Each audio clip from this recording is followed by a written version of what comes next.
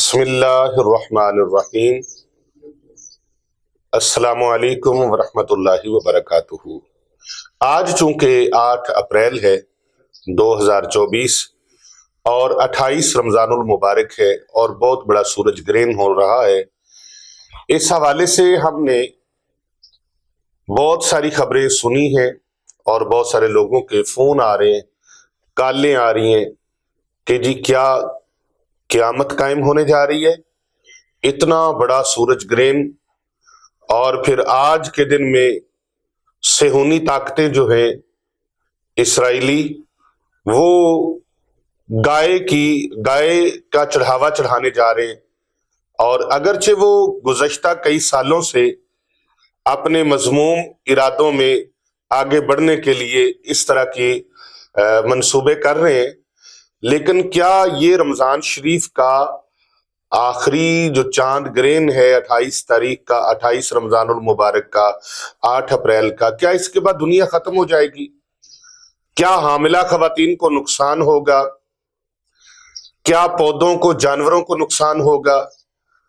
یہ ساری معلومات لینے کے لیے کالوں کا نہ رکنے والا سلسلہ جاری و ساری ہے، تو میں نے اس پہ مناسب سمجھا کہ کیوں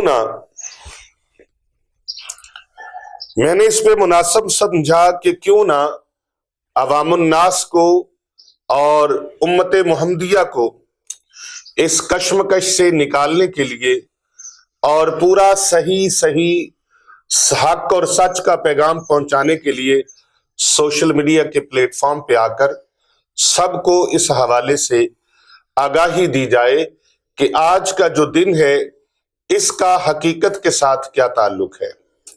چاند گرہن اور سورج گرہن، یہ سلسلہ نبی اکرم صلی اللہ علیہ وآلہ وسلم کے زمانہ مبارک میں بھی ہوتا رہا۔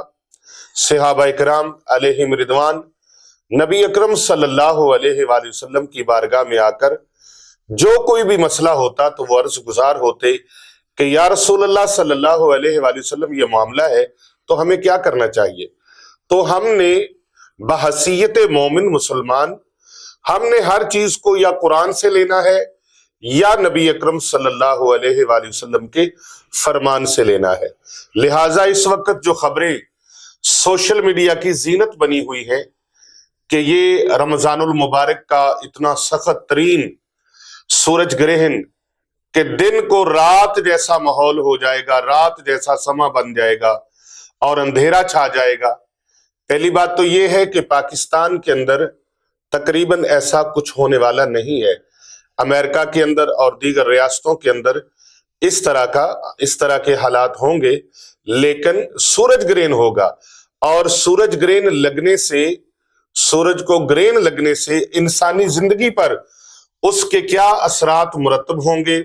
کیا یہ سورج گرہن لوگوں کی بدعمالیوں کی وجہ سے یا لوگوں کی کسی گناہوں کی وجہ سے یہ سورج گرہن ہوتا ہے یا چاند گرہن ہوتا ہے؟ آج ہم اس کے بارے میں آپ کو مکمل آگاہی دینے کی کوشش کریں گے۔ قرآن و سنت کے مطابق اگر معلومات لی جائے تو پھر یہ دیکھنا ہے کہ حاملہ عورتوں کے اوپر اس کا اثر کیا پڑتا ہے۔ بہت سارے لوگ کہتے ہیں جو حاملہ خواتین ہیں وہ سوئیں نہیں، وہ لیٹیں نہیں، وہ چھری کو ہاتھ نہ لگائیں، وہ چولہا نہ چلائیں، وہ روٹی نہ پکائیں، سالن نہ پکائیں، یہ کام نہ کریں، وہ کام نہ کریں، کینچی پکڑ کر کپڑے نہ کاٹیں، درزی جو ہے وہ کپڑے سلائی کرنا بند کر دے، سٹیچنگ نہ کرے، اور اس طرح کے یہ سارے معاملات، یہ توہم پرستی ہے، یاد رکھیے گا۔ اس کا انسانی زندگی کے ساتھ کوئی تعلق نہیں ہے، نہ ہی اس کا تعلق اس کے ساتھ ہے کہ حاملہ خواتین سوئے نہیں، لیٹے نہیں، بیٹھے نہیں، چلتی پھرتی رہیں، ایسا بھی کچھ نہیں ہے۔ اس کا جانوروں کے ساتھ اور دیگر چیزوں کے ساتھ اس کا تعلق نہیں ہے۔ چاند گرہن بھی ہوتے رہے، سورج گرہن بھی ہوتے رہے ہیں۔ ایک مرتبہ نبی اکرم صلی اللہ علیہ وآلہ وسلم کے صاحبزادے حضرت ابراہیم رضی اللہ تعالیٰ عنہ، ان کا وصال ہو گیا، تو لوگوں نے یہ خیال کیا کہ شاید نبی اکرم صلی اللہ علیہ وآلہ وسلم کے صاحبزادے کے وصال کی وجہ سے، ان کے انتقال کی وجہ سے یہ سورج گرہن ہوا ہے، تو لوگوں نے اس پر قیاس کیا. نبی اکرم صلی اللہ علیہ وآلہ وسلم نے فرمایا کسی کی موت اور زندگی کے ساتھ اس کا کوئی تعلق نہیں، کسی کے عمل کے ساتھ، گناہ اور خطا کے ساتھ اس کا تعلق نہیں. چاند گرہن اور سورج گرہن اللہ تبارک و تعالیٰ کی نشانیاں ہیں، اللہ تعالیٰ کی نشانیاں ہیں. لہٰذا ایسے حالات اگر ہوں تو کوئی بھی انسانی زندگی ڈسٹرب نہ ہو، آپ اپنے معمولات کرتے رہیں، اس کا انسانی زندگی اس کے ساتھ کوئی تعلق نہیں ہے. بعض لوگ یہ سمجھتے ہیں کہ اس سورج گرہن کے بعد زلزلے آئیں گے، قیامت برپا ہو جائے گی. ایسا بھی کچھ نہیں ہے جب تک وہ نشانیاں پوری نہ ہوں جو نبی اکرم صلی اللہ علیہ وآلہ وسلم نے ارشاد فرمائی ہیں. ایک حدیث مبارکہ کا مفہوم ملتا ہے کہ جب قیامت قائم ہوگی تو اس سے پہلے جو سورج گرہن ہوگا اور چاند گرہن ہوگا وہ رمضان المبارک کی پہلی شب کو چاند گرہن ہوگا، اور درمیانی شب میں جا کر سورج گرہن ہوگا. تو یہ سورج گرہن رمضان المبارک کی 28 تاریخ کو ہو رہا ہے، یعنی 8 اپریل کو. اور 8 اپریل کو ایک بھیانک منصوبہ یہودیت کا جو ہے وہ ہونے جا رہا ہے، اور وہ ہے کہ وہ گائے بچڑے ان کو ذبح کریں گے، ان کے چڑھاوے چڑھائیں گے، ان کا گوشت بنائیں گے، گوبر سمیت، خون سمیت، گوشت سمیت، اس کو آگ لگائیں گے، جلائیں گے، اس کی راکھ بنا کر پانی میں ڈالیں گے، پھر اس سے نہائیں گے. اور نہانے کے بعد وہ یہ تصور کرتے ہیں، ان کا یہ خیال باطل ہے کہ ہم پوری دنیا پر حکمرانی کریں گے، ایسا کرنے سے ہم پاک ہو جائیں گے. ایسا کچھ نہیں ہوگا. اللہ اکبر کبیرہ والحمدللہ کثیرہ وسبحان اللہ بکرۃ واصیلا. اس دعائے مبارکہ کو زیادہ سے زیادہ پڑھ کر امن و سلامتی کی اللہ کے دربار میں دعا مانگے. نبی اکرم صلی اللہ علیہ وآلہ وسلم کے ایک صحابی نے یہ الفاظ پڑھے، یہ دعا پڑھی. آقا صلی اللہ علیہ وآلہ وسلم نے فرمایا کون ہے جو یہ الفاظ پڑھ رہا ہے، جو یہ دعا مانگ رہا ہے؟ تو انہوں نے عرض کی یا رسول اللہ یہ بندہ نچیز حاضر ہے. نبی اکرم صلی اللہ علیہ وآلہ وسلم نے فرمایا کہ اب تم نے یہ جو دعا مانگی ہے یہ دعا چھوٹی نہیں ہے، یہ آسمان کے دروازے کھول دینے والی دعا ہے. آسمان کے دروازے اس سے کھل جاتے ہیں. اب اللہ سے جو چاہے مانگو، اللہ رب العزت عطا فرمائے گا. تو آج کے دن میں آپ زیادہ سے زیادہ قرآن مجید کی تلاوت کریں، کثرت کے ساتھ اللہ کا ذکر کریں، کثرت کے ساتھ درود پاک پڑھیں، کثرت کے ساتھ استغفار کریں. استغفر اللہ ربی من کل ذنب واتوب الیہ. کثرت کے ساتھ یہ دعا مانگیں، کیونکہ یہ دعا آخری عشرے کی بہت بہترین دعا ہے. اللہم انک عفو تحب العفو فاعف عنی. اللہم انک عفو تحب العفو فاعف عنی. اللہم انک عفو تحب العفو فاعف عنی.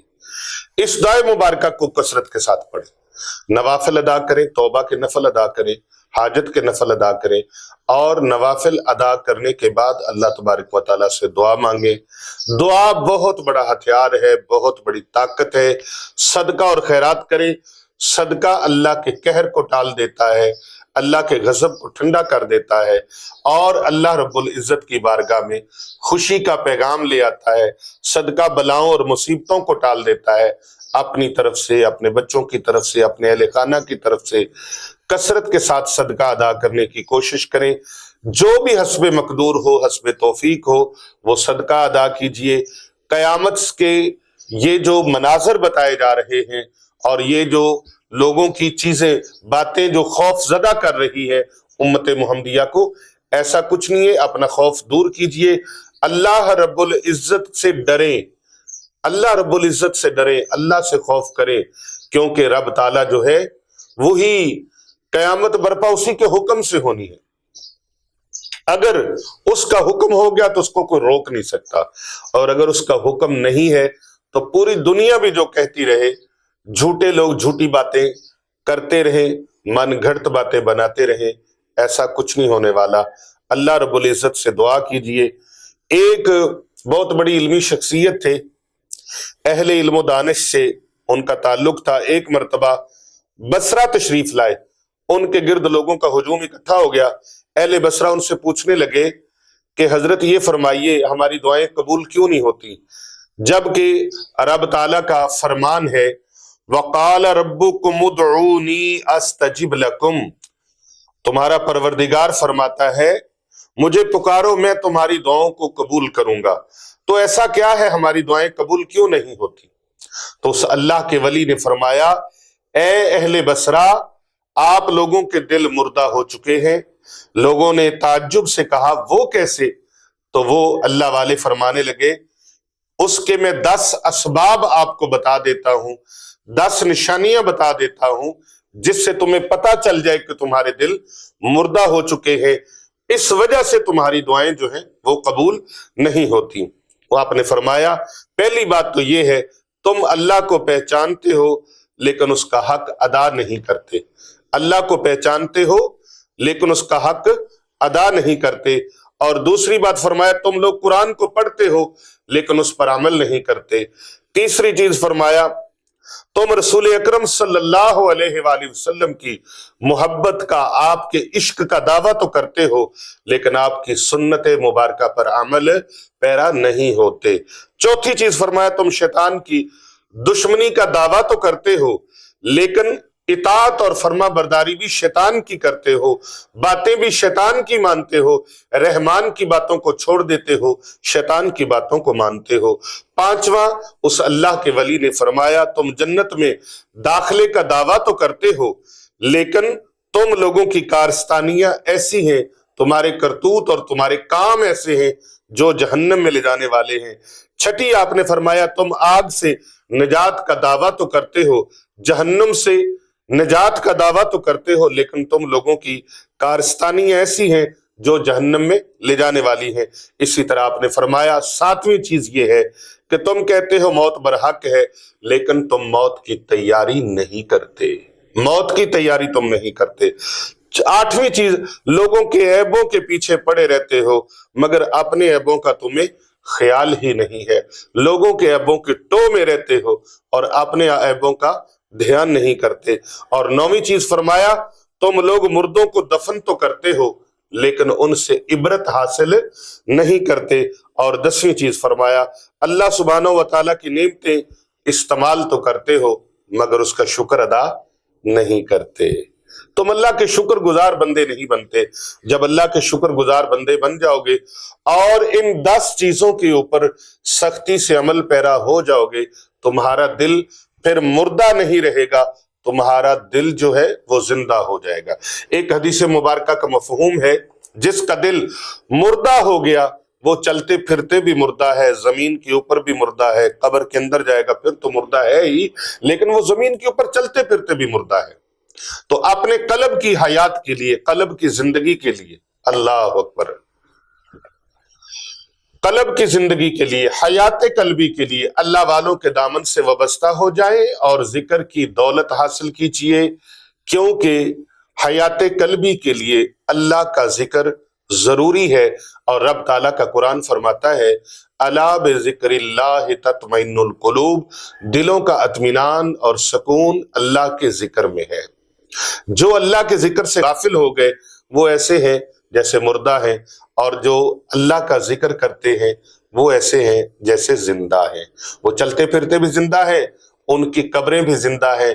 دیکھنی ہو تو آج حضرت داتا گنج بخش فیض عالم رحمت اللہ علیہ آپ کے مزار پر انوار پر حاضری دے کے دیکھ لیں۔